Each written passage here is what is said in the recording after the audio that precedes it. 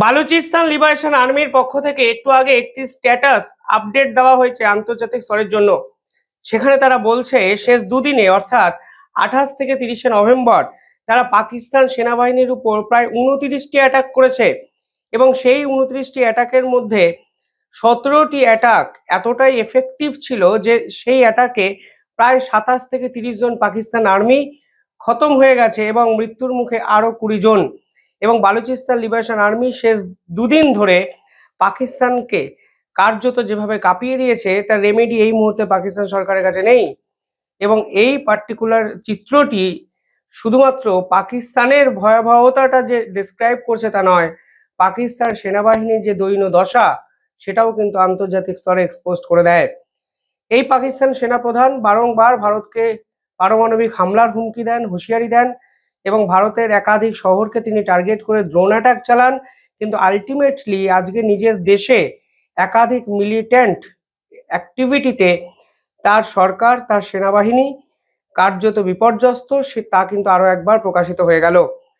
শেষ দুদিন ধরে পাকিস্তানে কি হলো দেখুন। শেষ দুদিন ধরে পাকিস্তানে অন্তত 10 থেকে 12টি ধারাবাহিক বিস্ফোরণ হলো। প্রথম বিস্ফোরণটি যেটা সব থেকে বেশি উল্লেখযোগ্য তা দুদিন আগেও হয়েছিল পেশোয়ারের হেডকোয়ার্টারে, সেটি করেছিল তালিবানরা, করেছিল তেহরিকি তালিবান টিটিপি।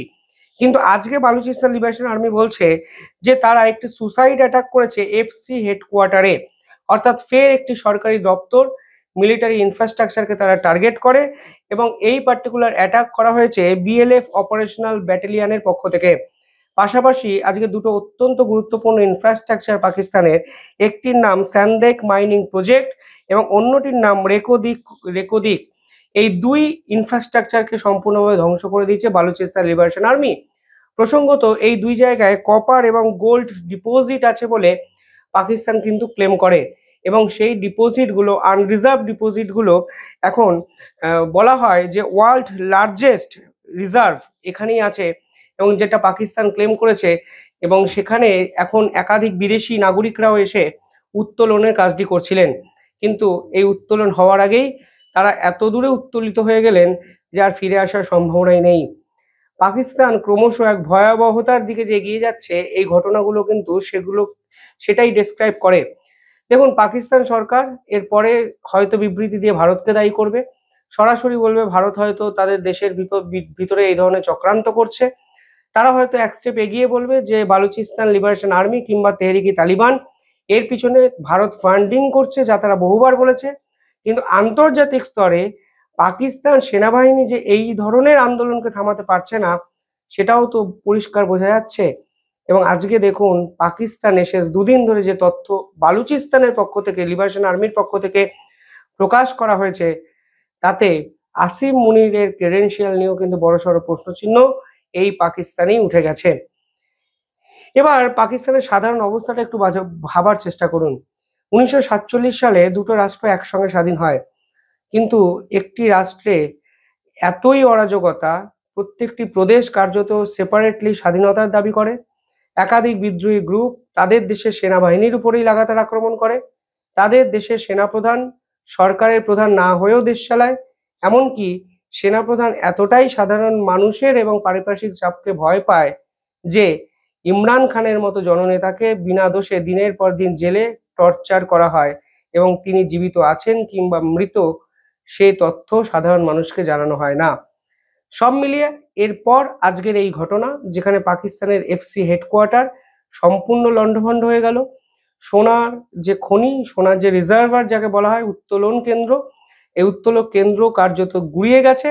এবং আপনারা জানলে তো অবাক হবেন, তেহরিকি তালিবান ঠিক দুদিন আগে পেশোয়ারে গ্যাস পাইপলাইন সেটাও কিন্তু উড়িয়ে দিয়েছে।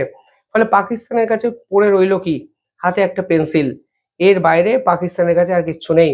আরো একটা ইম্পর্টেন্ট আপডেট, এই মুহূর্তে পাকিস্তানের কাছে সব থেকে বেশি কনফিউজিং বিষয় কি জানেন? যে তারা আফগানিস্তানের বিপক্ষে যুদ্ধ ঘোষণা করবে কি করবে না। তারা বুঝতেই পারছে না যে আফগানিস্তানের বিপক্ষে কতটা অল অ্যাটাকে যাওয়া উচিত তাদের। কারণ তারা এটুকু বুঝতে পারছে যে এই আফগানিস্তানকে সর্বস্ব দিয়ে সাপোর্ট করছে ভারত।